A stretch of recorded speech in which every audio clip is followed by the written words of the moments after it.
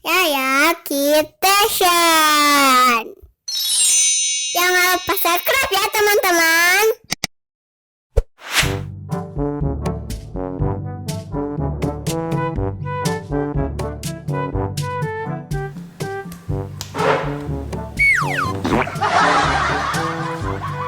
Loh, udah jam setengah 12, kayaknya kok belum pulang ya?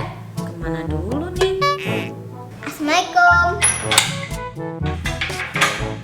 Kayaknya udah pulang. Sini duduk. Gimana tadi sekolahnya? Alhamdulillah Bun lancar. Syukur deh kalau sekolahnya lancar. Sekarang kakak ganti baju, cuci kaki, cuci tangan, makan ya. Sebentar Bun, ada yang mau ditanyain.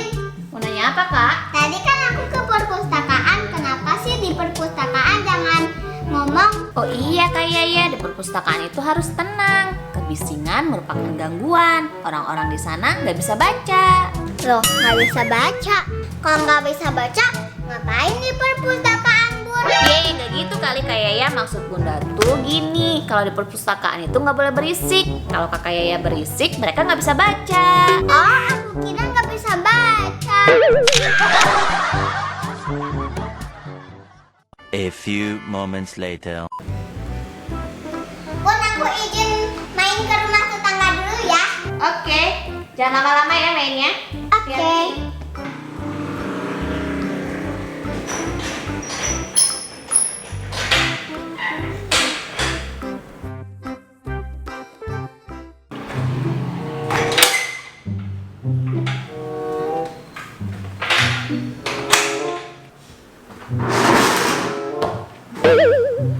Loh Kak, mainnya kok udah pulang lagi? Ya Bun, habisnya mereka pada ribut. Tetangga kita itu orang miskin ya Bun. Loh, kok orang miskin Kak? Mereka itu orang kaya loh Kak. Ayahnya juga bos di perusahaan besar. Mobilnya banyak. Memangnya pada ribut kenapa sih Kak? Masa Bun gara-gara uang koin 1000 perak mereka ribut? Masa sih Kak, gara-gara uang koin 1000 perak mereka bisa ribut? Emangnya uangnya diapain? Ketelan Bun. Waduh, masih untung uang 1000 perak yang ketelannya.